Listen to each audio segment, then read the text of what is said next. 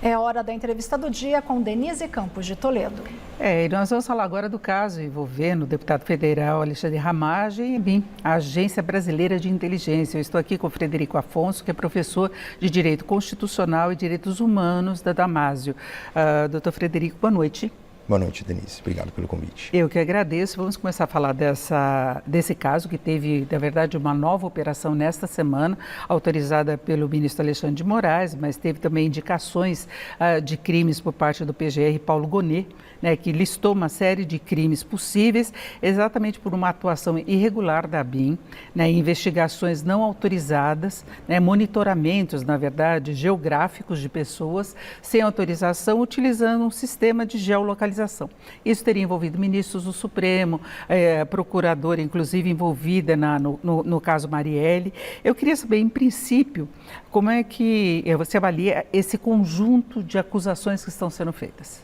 Bom, vamos lá. Quando você fala de uma agência de inteligência, você tem que entender que você está lidando com informações que existem para preservar de qualquer questão interna ou externa ao presidente da República, pouco importa quem seja. É para isso que tem como missão a Agência Brasileira de Inteligência, que segue um sistema nacional de inteligência, uma política nacional de inteligência por meio de legislação. É claro que quando você imagina o princípio da impessoalidade, nada pode sair de fato que seja pessoal. Você tem um desvio da finalidade da agência. Mas vamos por partes. Quem trabalha com inteligência, com contra-informação, sabe que já causa estranheza de ter um elemento estranho à atividade de inteligência, que foi o caso do hoje deputado Alexandre Ramage sendo nomeado após ter um impedimento por parte do Supremo de assumir a própria Polícia Federal, do qual ele é de carreira. Ele é delegado de Polícia Federal desde 2005. Então ele leva consigo os seus assessores, então isso já causa uma repulsa. A investigação ela é de interesse da própria ABIN, né? Você vê a nota da própria ABIN, é nosso interesse que se investigue. Entretanto, nenhuma agência de inteligência quer a sua questão na mídia. A questão de inteligência, ela pode ter sido romanceado nos filmes, mas quem mexe com produção de informação não quer essa exposição, né? Não me causou estranheza a fala do seu sucessor em março, olha, isso é uma investigação política, vai passar, né? Porque a ideia é que se passe o quanto antes, né? Não quer, nenhuma agência de informação quer estar na mídia por qualquer tipo de questão. Aí fica o receio de uma obstrução a investigações para se detectar alguma ação que teria um caráter pessoal, isso quando Alexandre Ramage estava à frente da ABIN, porque inclusive essa lembrança de que ele teria sido indicado pelo ex-presidente Bolsonaro à Polícia Federal, ele foi inclusive motivo de embate do ex-presidente com o Moro, ex-juiz e ex-ministro, que quando saiu disse que estava sendo pressionado exatamente para nomear Ramage para ser o titular da Polícia Federal, né? Uma ação provocada pelo PDT logo no início, que trouxe essa decisão monocrática do ministro Alexandre de Moraes. A partir das falas de Moro, né? A partir das falas. E, na verdade, lá atrás, antes, quando ele queria tomar posse, né, em abril, já estava marcado para o dia, né? A decisão do ministro Alexandre de Moraes é para o dia que impede a posse dele como diretor da Polícia Federal, e ele vem apenas em junho a assumir a ABIN. A questão é assim, tem que se investigar, tem um devido processo legal, você tem indícios, né? Então, assim, às vezes você pegar uma agência toda e macular, né, não é o necessário, né, não é o ideal.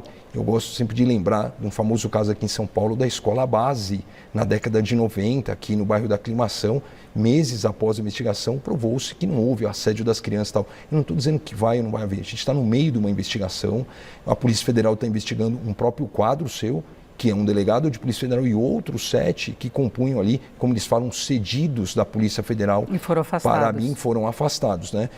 Eu vejo, por exemplo, já um traço político, quando a própria Polícia Federal pede para a Procuradoria, para o Ministério Público Federal, o afastamento do Alexandre Ramage da sua atividade parlamentar.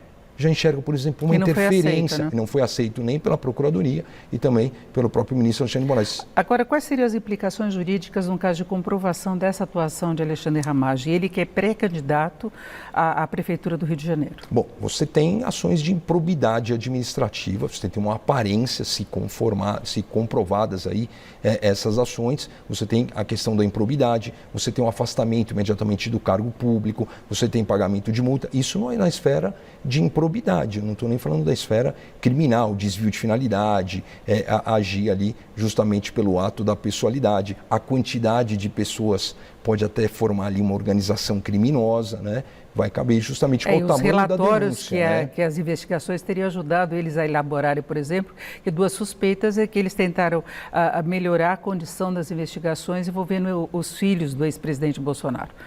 Jair Renan e também Flávio Bolsonaro no caso das rachadinhas. Então, as provas que viriam dessa investigação, né, geolocalização, poderia desviar as investigações. Né? É para nós entendermos quando fala de monitoramento, né? O Force Maio, esse equipamento Israel, ele monitora até 10 mil linhas, né? Segundo mas não grava conversas. Isso, né? Qualquer questão envolvendo o celular, você tem a chamada cláusula de reserva judicial, ou seja, uma determinação judicial para eu ter acesso a conversas pretéritas gravadas ou as conversas simultâneas, né? O que esse equipamento traz? De fato, aonde a pessoa está em situação real e dados cadastrais também tem acesso. Claro que é uma violação de privacidade e intimidade, ainda mais de determinadas autoridades públicas. Insisto, o que é o poder? É a informação. O que é o poder privilegiado? É a informação mais poder, informação privilegiada, né? Então, esses casos que como chamam de arapongagem, não vamos aqui naturalizar o que não é natural, né? Não posso jamais falar que isso é normal, porque não há norma que aceite isso. É claro que você tem ali uma série de implicações, mas não me causa espanto zero isso. Nós temos um histórico muito grande de arapongagem, né, em várias situações. Então, mas você tentou, por exemplo, segundo as investigações, associar o nome de ministros a integrantes do PCC. Mas então seria para, inclusive, para desautorizados. Esse é um caso, Denise, assim, bastante emblemático, que para mim é um caso bastante simples no primeiro momento sob o ponto de vista da advocacia, né? O ministro Alexandre de Moraes estava advogado e, segundo como são seus clientes, eram algumas associações de transporte coletivo aqui em São Paulo, de vans, de lotações, entre aspas, falando bem coloquial, e que teriam um braço ligado a alguma facção criminosa. Isso não faz, de fato, o advogado, por contágio, ser da facção criminosa. Eu sou advogado, então se um cliente na área criminal me procurar, eu estou envolvido com tal isso, cabe a mim declinar ou não declinar, aceitar ou não o caso. Mas eu não me transformo, como muita gente acha, em infrator da lei por aceitar um caso de um infrator da lei. Não importa qual seja o tamanho da infração penal dentro do devido processo legal brasileiro, sempre caberá o direito à sua defesa, o direito às normas. Então, muita gente atribuía este cenário ao ministro Alexandre de Moraes, por ele estar advogado naquela época deste tipo de transporte coletivo, logo numa sequência que não é verdade. Mas voltando às implicações jurídicas, aí a ABIN não pode atuar dessa forma. Caberia, no caso de comprovação de que houve essa irregularidade, essa atuação pessoal, interferência pessoal, se ter o monitoramento da ABIN? Como monitorar aquele que monitora? Exatamente. Como fiscalizar aquele que fiscaliza, né? Você tem, de fato, o próprio Ministério Público dentro de alguma parte, você tem o Tribunal de Contas da União, você tem a Controladoria Geral da União, mas, assim, uma questão interessante da Polícia Federal, olha, a gente está tendo dificuldade de ter acesso. Nunca, em nenhum caso, numa agência de inteligência, você chegará a todo o acesso que você acha que vai chegar. Isso é da natureza da produção da informação, é da natureza de inteligência. Mas tem uma ordem judicial. O sistema ele é compartimentado, os departamentos eles são compartimentados por uma questão de segurança. Quando um próprio diretor, que já é do atual governo, ele fala assim, calma que a investigação é política, a frase dele não é minha, ela vai passar. Porque ela vai passar. Mas ele é de confiança do atual governo. Ele estava lá já nomeado no atual governo, né? Então é assim, como é que vai dificultar? Hoje é o que a gente tem, a mídia. O que vai provocar isso lá na frente, o que vai acontecer, a gente vai descobrir, né? Exatamente, tem que ter a comprovação disso tudo, inclusive, lembrando que a Ramagem é um pré-candidato com o apoio de Bolsonaro à Prefeitura do Rio de Janeiro, né? Você tem, não adianta querer falar, você tem um braço político na investigação.